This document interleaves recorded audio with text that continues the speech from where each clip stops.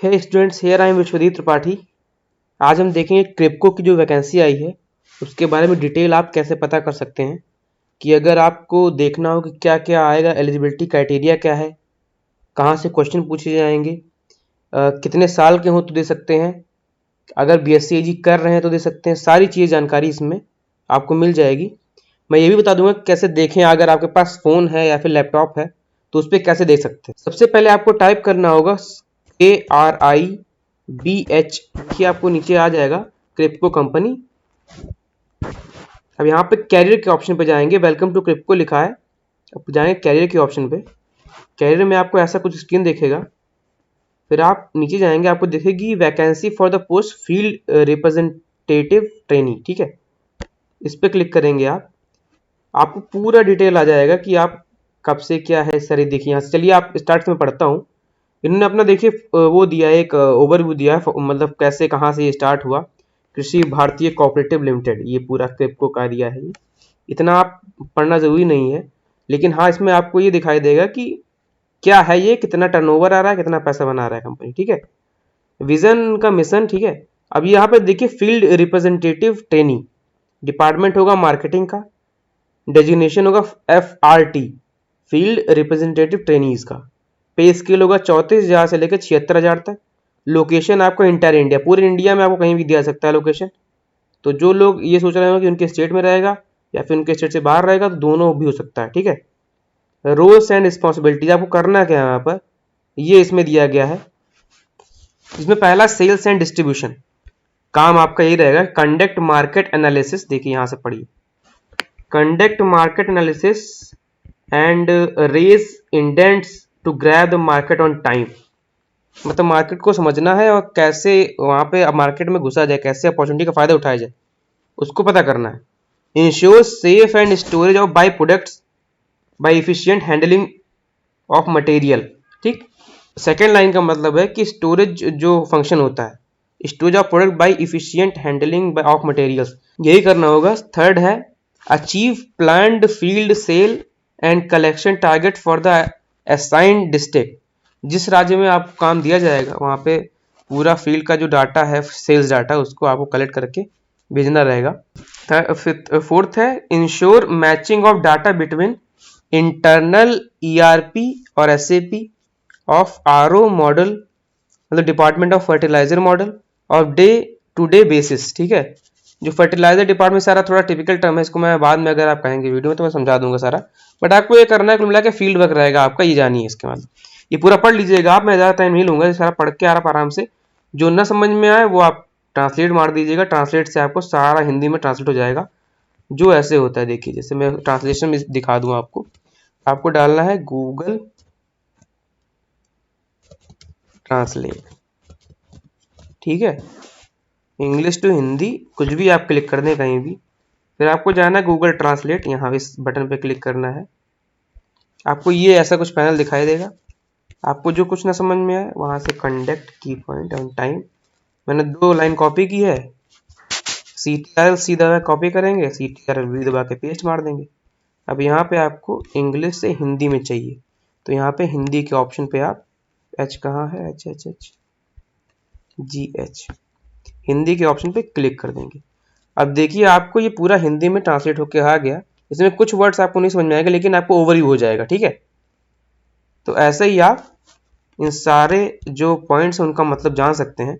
और रही बात इनका फुल फॉर्म का, तो आप ये सेम चीज गूगल सर्च करके फुल फॉर्म दे सकते हैं, रिलेटेड टू एग्रीकल्चर वैकेंसी। ठीक, अब चलिए बात करते हैं कि कस्टमर रिलेशनशिप मैनेजमेंट इसमें होगा एक टॉपिक, प्रमोशनल एक्टिविटीज, रिपोर्टिंग किसको करनी है, इनोवेशन एंड प्रोसेस इंप्रूवमेंट। ठीक है, ये सारी इसमें हेडिंग्स हैं। जो आपका क्या नाम है, फील्ड रिप्रेजेंटेटिव ट्रेनिंग। अब इसमें लिखा है, देखिए नीचे आपको 4 बटन दिखाई देंगे। Eligibility criteria, how to apply, new user registration, registered user. जैसे ये एलिजिबिलिटी क्राइटेरिया सबसे पहले आपको देखना है। ठीक, आपको पता चलेगा कि आप इसके लिए एलिजिबल है कि नहीं है। आपको फिर जब मैं उस पर क्लिक किया तो ऐसा कुछ दिखेगा, ऊपर आएगा हाईलाइट्स का ऑप्शन, इसमें लिखा है online application will be accepted from 7 February 2023 Tuesday 12 बजे से स्टार्ट हुआ है, 10 मार्च तक इसका लास्ट डेट है। तारीख लास्ट डेट आपका क्या है, 10 मार्च, इतना जानिए आप। तो detail eligibility specification regarding each post discipline are as under. ठीक, आपको क्या दिख रहा है यहाँ पे स्क्रीन, आपको दिखाई दे रहा है कि डिटेल कैसे क्या क्या है इसमें आपको देखना है। ठीक है, नेम ऑफ द पोस्ट वही सेम चीज, एज लिमिट देखो बहुत सारे स्टूडेंट का क्वेश्चन रहता है कि सर इसका एज लिमिट क्या रहता है, तो इसमें मैक्सिमम 25, मैं इसलिए अलग स्क्रीन पे नहीं दिखा रहा हूँ, मैं ऑफिशियली साइट पे दिखा रहा हूँ कि आपको आसानी हो और ऑथेंटिक लगे, आपको ये ना लगे कि कहीं से मैं डाटा उठा के या फिर कुछ मिस्टेक हो। अगर मुझसे कोई मिस्टेक बोलने में हो जाए तो आप यहाँ पे देख सकते हैं। ठीक है, तो मैक्सिमम 25 साल होनी चाहिए जो 31 दिसंबर 2022 तक होनी चाहिए। ठीक है, ये डिपार्टमेंट कौन सा है, मार्केटिंग का है। एजुकेशन क्वालिफिकेशन, चलिए बहुत इंपॉर्टेंट, ये सबसे मेन चीज है।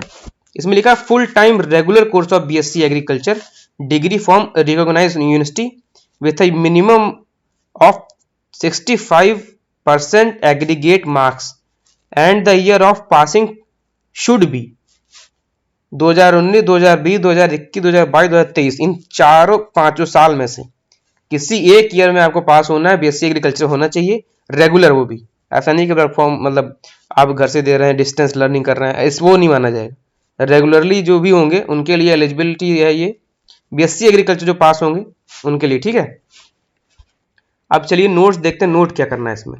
नोट क्या कह रहा है, पहला पॉइंट है the percentage of marks obtained by candidate in bachelor's degree BSc agriculture and as awarded in the final qualifying examination will be calculated based on practice followed by the university or institution from where the candidate has obtained the degree। ठीक, तो percentage जो उसमें होना चाहिए वो जो जहां से आपका बैचलर हुआ है, क्वालिफाइंग मार्क्स में जो यूनिवर्सिटी है उसको अगर कहेगी कि इंस्टीट्यूशन बाई, तो वहां से जो ऑब्टेंड होगा वही परसेंटेज काउंट देखा जाएगा। ठीक, कुल मिला के वेरीफाई करेंगे कि क्या आपके यूनिवर्सिटी ने दिया है इतना मार्क्स कि नहीं। ठीक है, इसको नोट करने के लिए उन्होंने लिख दिया है। In a case of candidates, in a case the candidate is awarded grade CGPA instead of marks equivalent percentage shall be calculated based on the conversion to percentage criteria as followed by respective university institution from where he or she has obtained the BSc agriculture degree। जैसे आप कहीं से भी आपने BSc एजी किया हो तो वहां पे ऐसे तो सीजीपीए, ओजीपीए, एसजीपीए कुछ भी होता है। ठीक है, तो उसमें कैलकुलेशन परसेंटेज चेंज करने का क्राइटेरिया होता है। जो 10th की मार्कशीट में आप देखेंगे सीबीएसई बोर्ड का है 9.5, तो आप वहां से कैलकुलेट किया जाएगा। ये कह रहे हैं कि वहां उसी क्राइटेरिया को लेके हम चलेंगे और उसी हिसाब से मैच होना चाहिए। ठीक है, आप यह ध्यान दीजिए कि जो लिखेंगे परसेंटेज, तो आप थोड़ा सा जब फॉर्म भरेंगे, अभी आप मैं फॉर्म का भी वीडियो बनाऊंगा फॉर्म भरते टाइम भी। तो तीसरा पॉइंट है for the year 2023 passing out joining shall be conditional और production of provisional passing certificate also obtaining 65 marks aggregates till last year. जैसे 2023 में कोई पासिंग आउट के लिए है, अगर उनको डिग्री नहीं भी मिली है, जैसे कंडीशनल प्रोडक्शन प्रोविजनल पास सर्टिफिकेट, तो पासिंग सर्टिफिकेट चाहिए। जैसे लास्ट आपका सर्टिफिकेट लगेगा ना, पासिंग सर्टिफिकेट, उसको इनको चाहिए और उसमें भी 65% मार्क्स दिखना चाहिए। ठीक है, कुल मिला के यही कहना चाह रहे हैं। knowledge of regional language is must for the applied state, reading writing and speaking of local state language is must। जहां के आप हैं, जहां के आप लिए आप डाल रहे हैं उसमें ऑप्शन आएंगे, अभी आप फॉर्म भरेंगे तो इसका डिटेल आपको पता चल जाएगा। ठीक है, तो वहां की लैंग्वेज आपको आनी चाहिए। Candidates with prior work experience shall be given as preference. जैसे उनको कोई ऐसे स्टूडेंट जो भर रहे हैं जिनको एक्सपीरियंस पहले का है, पहले से उनको एक्सपीरियंस है वो, तो उनको पहले प्रायोरिटी दी जाएगी, ये इन्होंने नोट में लिखा है। चलिए पढ़ते हैं जनरल इंस्ट्रक्शन कि क्या जनरल इंस्ट्रक्शन है। आज इस वीडियो में इतना देखेंगे, कोई क्वेरी होगी तो आप क्वेश्चन में पूछ लीजिएगा, नहीं तो फिर ये वीडियो थोड़ा लंबा हो जाएगा। अगले वीडियो में हम पूरा बात करेंगे कैसे फिल फॉर्म करते हैं और हाउ टू अप्लाई जो बटन है इसके पहले जो दिखाया था अभी आपको, उस पर कैसे जाएंगे। तो इसमें जनरल इंस्ट्रक्शन है कि this requirement application and short listing process is 100% online, सारी चीजें ऑनलाइन होंगी। Eligible and interested candidate are required to apply online through career section, मतलब ये सारी चीजें बताए। देखिए अगर आप यहां तक पहुंच जाएंगे तो अब ये पढ़ के सारा एप्लीकेशन फॉर्म भर सकते हैं online through careers page on Kribhco's website. Kribhco website पर आपको जाना है, वहां पे जैसे मैं आया भी। ठीक है, तो no offline communication will be entertained, तो इसमें एक आया कि कम्युनिकेशन इसमें नहीं, नंबर में कुछ नहीं देंगे आपको, सिर्फ ऑनलाइन बेसिस पे करेंगे। नो अदर मीन्स और mode application will be accepted. Candidates are required not to send any document by post to Kribhco. कुछ डॉक्यूमेंट नहीं भेजने के पास हार्ड कॉपी, कह रहे हैं कि सारा चीजें ऑनलाइन होगा हमारे यहाँ, ठीक। Before applying the candidate should ensure that they fulfil all eligibility criteria mentioned. पहले आप अच्छे से पढ़ ले भाई इसको, ये कह रहे हैं, और आराम से फिर फॉर्म भरें। ऐसा नहीं कि कुछ एलिजिबिलिटी क्राइटेरिया ना हो फॉर्म भर के बैठ जाए, ठीक है।